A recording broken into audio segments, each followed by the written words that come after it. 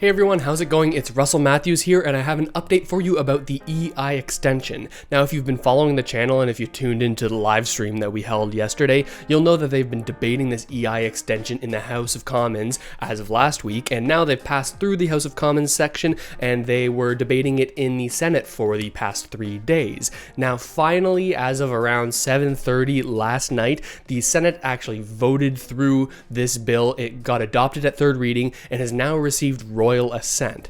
So in this video, we're going to go over exactly what that means for you, whether or not you're going to see any changes in the way that you may apply for different things, and the small changes that have been made to the Canada Recovery Benefit, or the Canada Recovery Sickness Benefit rather, that have also been included inside of this bill that was just passed and has received royal assent. But before we do, make sure to check out the links in the description where you can open up your own investment accounts. It seems we really need to be taking our wealth into our own hands these days, and if you haven't already done so, make sure to hit the subscribe button and the notification bell. All right, let's go take a look at this.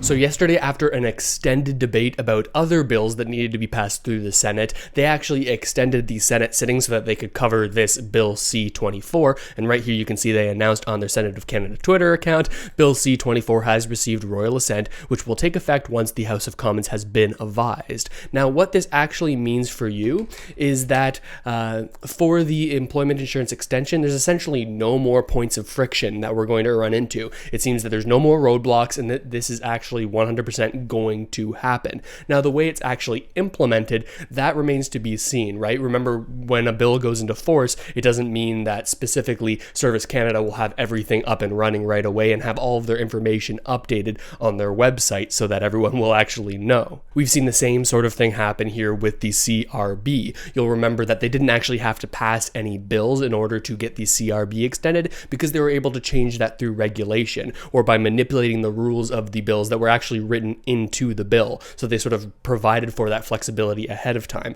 So that's what happened with the CRB. There's essentially no roadblocks for this to happen, but still on the CRA website, there's no information about how this is actually happening, right? So it's leading to a lot of people being confused. But as of right now, both of these extensions have no more roadblocks, and you should expect for these changes to happen very soon. Now, remember, inside of this Bill C24, there were essentially two main things that it was trying to do. The first one was to extend EI regular benefits from a maximum of 24 weeks up to a maximum of 50 weeks. So 50 weeks is the maximum amount of time that now you can receive EI benefits. But again, because of the way the EI program works, in order to receive a certain duration of payments, you need to have had the right amount of insurable hours, and this will be on a case-by-case basis for you. So once this bill actually comes into force, the Service Canada said that it is going to take them about a week to update their systems. So once they update their systems, it's likely that inside of a Service Canada account, if you're someone who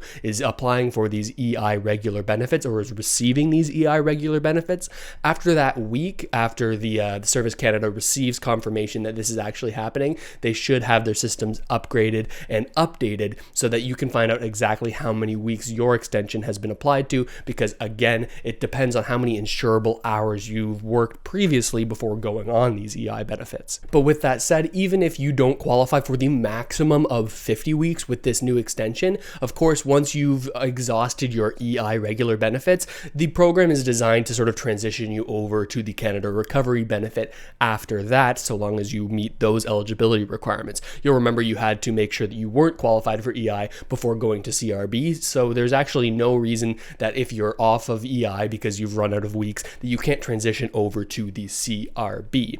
Now, when it comes to these recovery benefits that have been altered by this Bill C24 that has just passed, the main one that has been altered is the Canada Recovery Sickness Benefit. Now, because of the regulations that have changed, the Recovery Sickness Benefit is now going to be up to 4 weeks, so that's the new change, and they're actually making a retroactive change to the people who are actually eligible for the Canada Recovery Sickness Benefit. This was one of the main points inside of this bill, was the fact that there was a loophole in the original bill bringing in the Canada Recovery Sickness Benefit, and this loophole allowed people to go on vacation, come back and quarantine and receive benefits. Now that has changed, and it's changed retroactively. So if you happen to be someone who received a sickness benefit after being after quarantining from coming away from a vacation back into the country, then it's likely that the CRA and the government is going to be able to get the required information to recognize that you shouldn't have applied for this benefit. And I believe this goes retroactive back to the beginning of January 2021.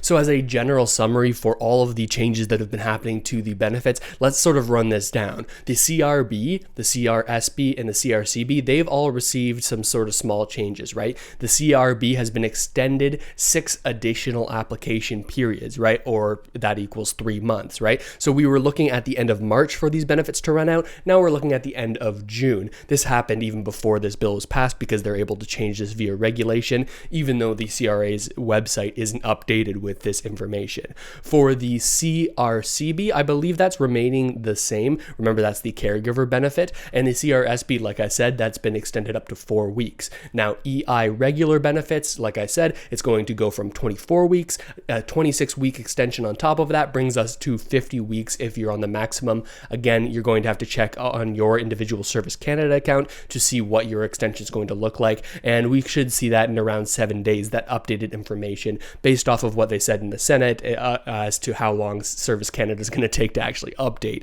all of this information. Now, one thing that is missing and didn't receive an extension is EI sickness benefits. Now, for a lot of people, if maybe you struggled with COVID and you're dealing with the long-term symptoms, this may be frustrating to you because the maximum right now for EI sickness benefits is 15 weeks, right? And this is the same EI sickness benefit that people would go on if they were dealing with chemotherapy or some other long-term sickness, right? So there's no extension that has been made to this EI sickness benefit. The maximum is still 15 weeks, even though in the House of Commons there's large support for an extension of this. The NDP have pushed hard for it, the Bloc Québécois have pushed hard for it, but it's not inside of this bill. They're going to have to go through the legislative process again if they want to make any changes like this in the future. So now that we have all of that information, there are a couple more things that we need to keep on our radars that are going to be significant and are going to impact a bunch of Canadians. The first one is the Canadian federal budget, right? This is the budget that the federal government puts out that sort of says how much they're going to be spending on different programs in the future.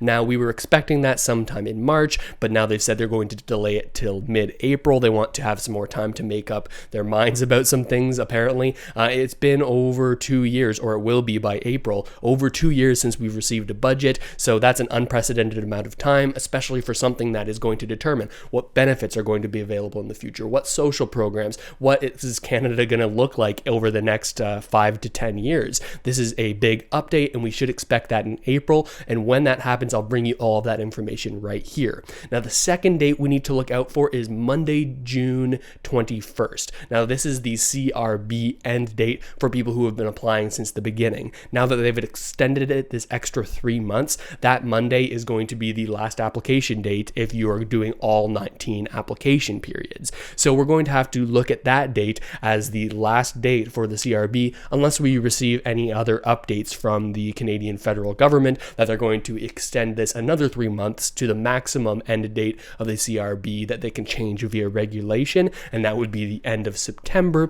2021. So those are some of the dates we need to keep on our radar and that we're going to talk about here when we have any more information. So if you haven't already done so, make sure to subscribe to the channel, hit the notification bell so you can make sure that you're updated on all of that information as soon as we have any news on it. But for now, at least we can say it's over. All of this debate in the House of Commons, all of the debate in the Senate, it seems we don't need to be sort of focused on that for the next little while, which is a relief. There's been lots of sort of monotony of these long speeches, delaying things and extending things, but now these extensions have made it through. There are no more roadblocks, and it should be smooth sailing for the next little while at least, which is going to be a big relief for a lot of people. And of course, make sure to check out the links in the description where you can open up your own investment account. It's so important to take our wealth into our own hands these days, as I always say. And of course, if you haven't already done so, subscribe to the channel, hit the notification bell, all of that good stuff. And with all of that said, thank you so much for watching, everybody. I really hope this video helps you out at least a little bit, and I'll see you next time.